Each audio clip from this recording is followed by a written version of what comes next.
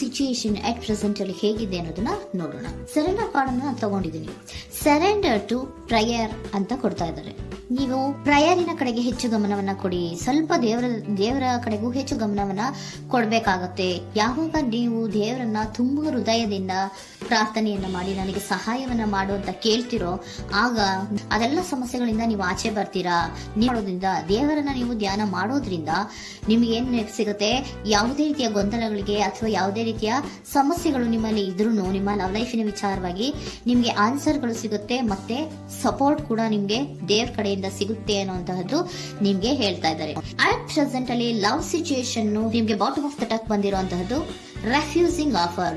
ಯಾವುದೋ ಕೆಲವೊಂದು ನಿಮ್ಮ ಲವ್ ಲೈಫಿನ ವಿಚಾರವಾಗಿ ಆಫರ್ಗಳನ್ನ ರೆಫ್ಯೂಸ್ ಮಾಡ್ತಾ ಇರುವಂತಹದ್ದು ಅಥವಾ ಮಿಸ್ಡ್ ಆಪರ್ಚುನಿಟಿ ಅನ್ನುವಂತಹದ್ದು ರೆಪ್ರೆಸೆಂಟ್ ಆಗ್ತಾ ಇದೆ.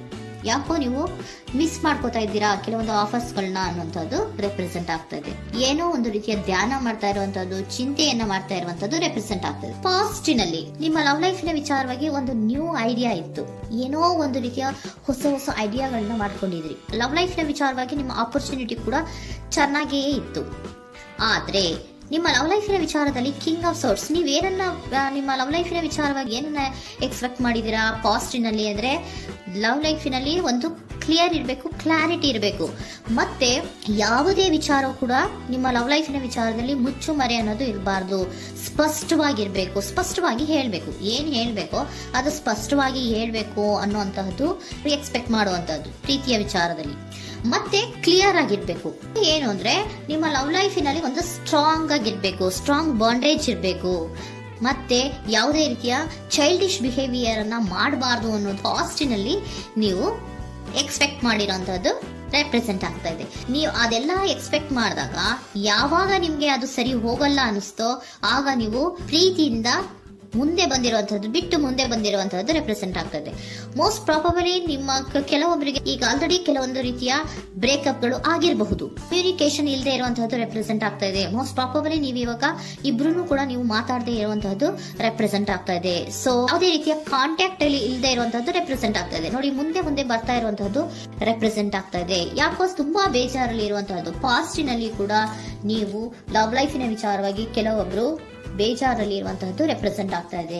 ಯಾಕೋ ಕ್ಲಾರಿಟಿ ಇಲ್ಲ, ಕ್ಲಿಯರ್ ಆಗಿರ್ಬೇಕು, ಸ್ಪಷ್ಟವಾಗಿರ್ಬೇಕು, ಏನ್ ಮಾತಾಡಿದ್ರು ಅದರಲ್ಲಿ ಯಾವುದೇ ರೀತಿಯ ಮುಚ್ಚುಮರೆ ಇರಬಾರ್ದು ಅನ್ನೋದು ನೀವು ಎಕ್ಸ್ಪೆಕ್ಟ್ ಮಾಡುವಂತಹದ್ದು. ಪಾಸ್ಟಿನಲ್ಲಿ ಕೂಡ ನಿಮ್ಗೆ ಸ್ವಲ್ಪ ಬೇಜಾರುಗಳಾಗಿರುವಂತಹದ್ದು ರೆಪ್ರೆಸೆಂಟ್ ಆಗ್ತಾ ಇದೆ.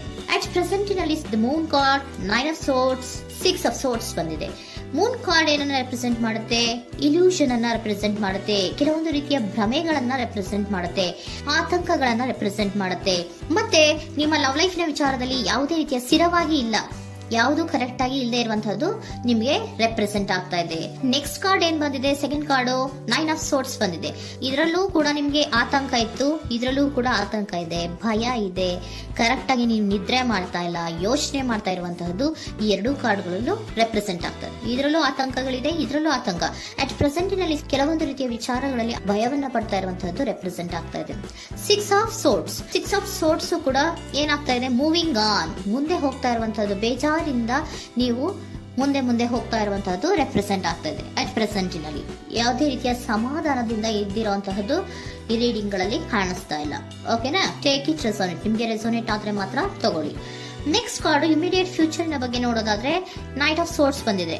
ಅಂದ್ರೆ ಈ ಕೆಲವು ಬೇಜಾರುಗಳಿಂದ ಏನ್ ಈ ಮೂವ್ ಆನ್ ಆಗ್ತಾ ಇದ್ದೀರಲ್ವಾ, ಕೆಲವೊಂದು ವಿಚಾರಗಳನ್ನ ಕ್ವಿಕ್ ಥಿಂಕಿಂಗ್ ಅನ್ನ ಮಾಡಿ ನೀವು ಮುಂದೆ ಬರುವಂತಹದ್ದು, ಕೆಲವೊಂದು ಆಕ್ಷನ್ಸ್ ಗಳನ್ನ ತಗೊಳ್ಳುವಂತಹದ್ದು ರೆಪ್ರೆಸೆಂಟ್ ಆಗ್ತಾ ಇದೆ. ನಿಮ್ಮ ಲವ್ ಲೈಫಿನ ವಿಚಾರವಾಗಿ ಕ್ವಿಕ್ ಥಿಂಕಿಂಗ್ ಅನ್ನ ಮಾಡಿ, ಏನ್ ಮಾಡ್ಬೇಕು, ಹೇಗ್ ಮಾಡ್ಬೇಕು ಅಂತ ಕ್ವಿಕ್ ಥಿಂಕ್ ಅನ್ನ ಮಾಡಿ ನೀವು ಮುಂದೆ ಬರುವಂತಹದ್ದು, ಮತ್ತೆ ಕೆಲವೊಂದು ರೀತಿಯ ಆಕ್ಷನ್ ಗಳನ್ನ ತಗೋತಾ ಇರುವಂತಹದ್ದು ರೆಪ್ರೆಸೆಂಟ್ ಆಗ್ತಾ ಇದೆ. ಕ್ವೀನ್ ಆಫ್ ಕಪ್ ಏನನ್ನ ರೆಪ್ರೆಸೆಂಟ್ ಮಾಡುತ್ತೆ? ಬಹಳ ಕೇರಿಂಗ್ ಅನ್ನ ರೆಪ್ರೆಸೆಂಟ್ ಮಾಡುತ್ತೆ. ಏನಿರ್ಬೇಕು ಲವ್ ಲೈಫಿನ ವಿಚಾರದಲ್ಲಿ? ನೋಡಿ, ನೀವು ನೋಡ್ತಾ ಇರೋದು ಹೇಗ್ ನೋಡ್ತಾ ಇದ್ದೀರಾ? ನಿಮ್ಮ ಲವ್ ಲೈಫಿನ ವಿಚಾರದಲ್ಲಿ ಏನಿರ್ಬೇಕು ಅಂತ ಎಕ್ಸ್ಪೆಕ್ಟ್ ಮಾಡ್ತೀರಾ? ಸ್ವಲ್ಪ ಸ್ಟೇಬಲ್ ಆಗಿರ್ಬೇಕು, ಬಹಳ ಕೇರಿಂಗ್ ಇರ್ಬೇಕು, ಎಮೋಷನಲ್ ಇರ್ಬೇಕು ಅದರಲ್ಲಿ ಅನ್ನುವಂಥದ್ದು ನೀವು ಎಕ್ಸ್ಪೆಕ್ಟ್ ಮಾಡುವಂಥದ್ದು. ಈ ನಿಯರ್ ಫ್ಯೂಚರ್ ನಲ್ಲಿ ನೀವು ಆ ರೀತಿ ಎಕ್ಸ್ಪೆಕ್ಟ್ ಮಾಡುವಂಥದ್ದು. ನೆಕ್ಸ್ಟ್ ಕಾರ್ಡ್ ಬಂದಿರುವಂತಹದ್ದು ಏರೋಫೆಂಟ್ ಕಾರ್ಡ್ ಬಂದಿದೆ. ಏರೋಫೆಂಟ್ ಕಾರ್ಡ್ ಏನನ್ನ ರೆಪ್ರೆಸೆಂಟ್ ಮಾಡುತ್ತೆ? ಕೆಲವೊಂದು ವಿಚಾರಗಳ ಬಗ್ಗೆ ತಿಳ್ಕೊತಾ ಇರುವಂತಹದ್ದು, ಏನೋ ಕೆಲವು ವಿಚಾರಗಳ ಬಗ್ಗೆ, ನಿಮ್ಮ ಲವ್ ಲೈಫಿನ ವಿಚಾರಗಳ ಬಗ್ಗೆ ತಿಳ್ಕೊತಾ ಇದ್ದೀರಾ.